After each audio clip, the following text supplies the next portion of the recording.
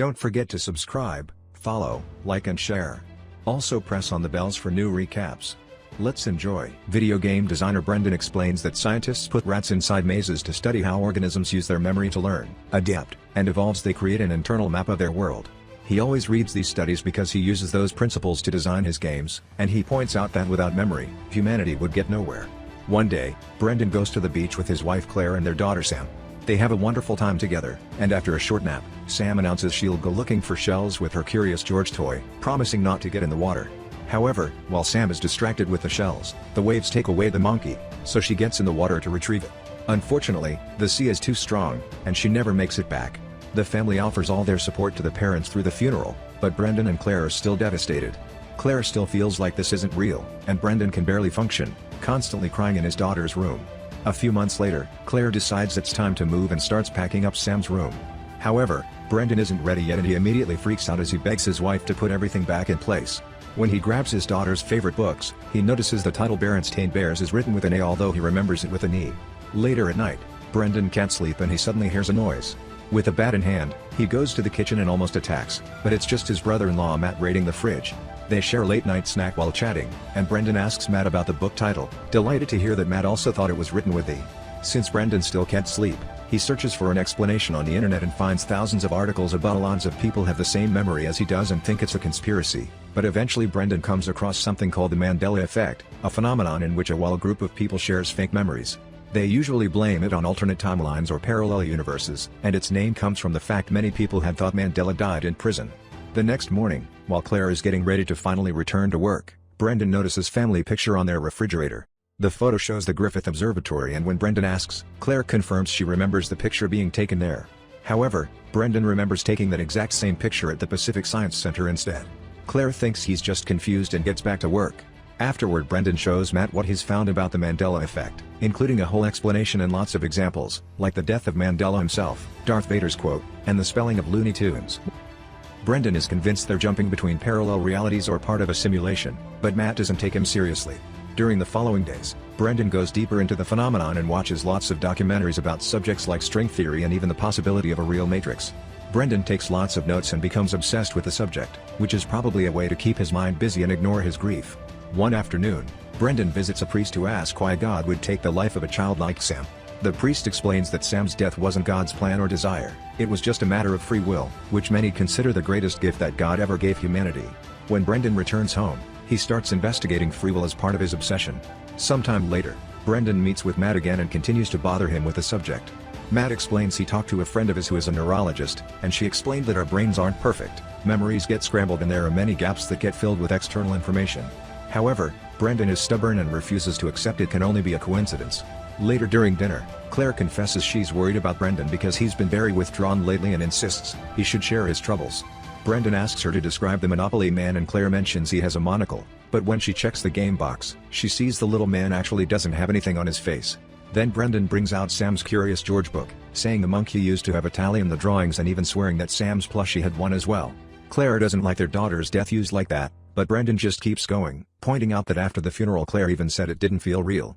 When he starts talking about reality shifting, Claire snaps and scolds Brendan for refusing to move on and pouring his grief into the dumb obsession instead. Sometime later, Brendan and Claire go out on a double with Matt and his new boyfriend. Brendan is lost in thought and barely paying any attention to the conversation, so he tries to escape to the bar, but Matt reminds him he and Claire need to support each other. Brendan admits that's true and returns to the table.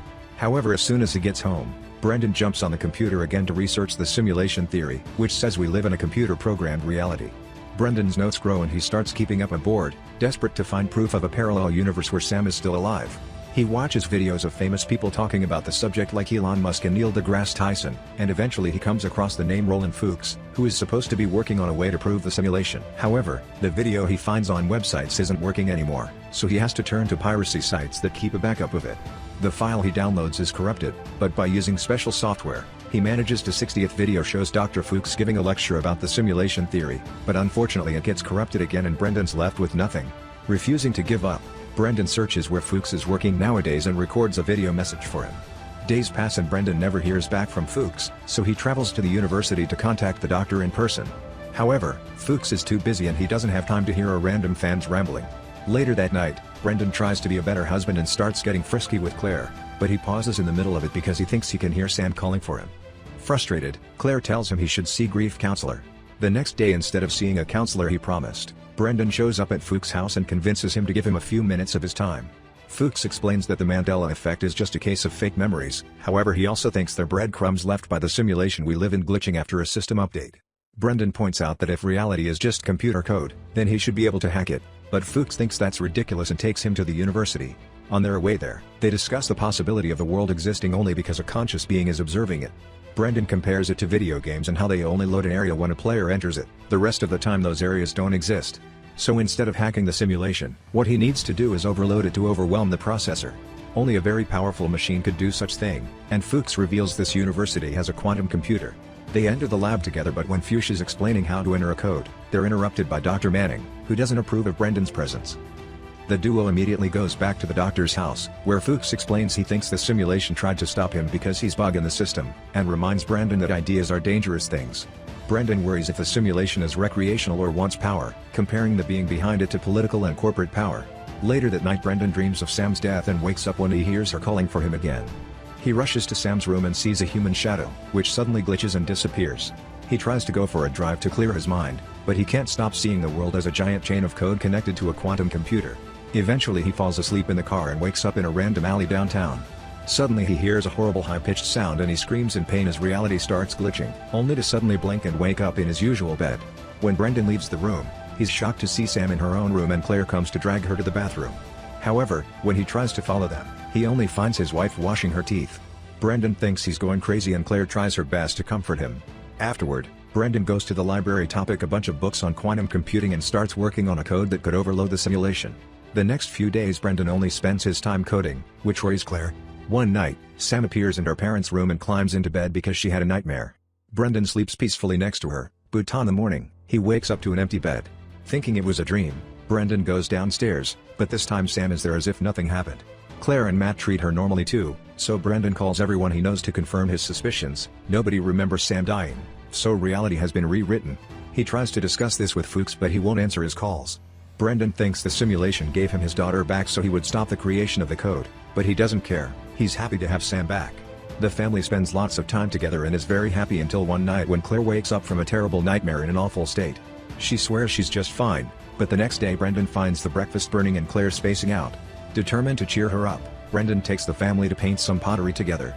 Suddenly he sees cracks appearing on his pot and Claire gets aggressive, smashing objects on the floor just because they aren't using the color she wants. Brendan decides to return home and tries to make Claire rest, but she keeps staring at Sam and freaking out, saying the girls shouldn't be there. Worried that the reality shift is making his wife sick, Brendan asks Matt to babysit Sam and runs to Fuchs' house, only to be received by the doctor's wife. It turns out he self-deleted 2 months ago because he wasn't taken seriously by the science community. As Brendan thinks he saw Fuchs just 2 days ago, a crack appears on the glass, which he also sees as a sign from the simulation. Determined to make things right, Brendan rushes to his house and starts working on the Claudicane. Also records a video for his family just in case the simulation kills him like he thinks it killed Fuchs. While Brendan works, Matt takes care of Claire, who has become catatonic. When the code is finally ready, Brendan goes to the university and tries to access the quantum computer, only to be blocked by Manning, who tries to call security. Brendan jumps on him to stop him, but he accidentally pushes too hard and Manning hits his head when he lands on the floor, instantly dying. Brendan feels very guilty but he still takes Manning's card key and keeps going. Once he reaches the computer, Brendan implants his code with a USB stick and he watches the numbers go by as the computer lights flicker. Soon the machine starts to make a weird noise, so Brendan rushes outside only to discover that the parking lot is empty and his car's gone. In a blink, he finds himself on a bus and he gets a call from his wife saying she doesn't feel good. At that moment, he notices a passenger glitching as she goes through the bus floor, and a couple nearby have glitching faces too. Brendan gets off the bus and runs through the city, noticing all kinds of glitches going on. The time of the day constantly changes, the trees go through different colors, and there are 2 moons in the sky. Eventually Brendan gets home and rushes to hold his wife and daughter close as the environment around them also glitches like crazy. Claire's face glitches too and she screams in pain while the 2 moons collide in the sky before everything goes pitch black. Then the code appears on the screen as the universe reboots itself from the very beginning of existence, going through dinosaurs, lost civilizations, wars, and the usual important moments of human history. When the reboot finally stops, Brendan is glad to be on the beach with his family again. This time when Sam mentions she'll go looking for shells, Brendan makes her leave the curious George behind, saving her life.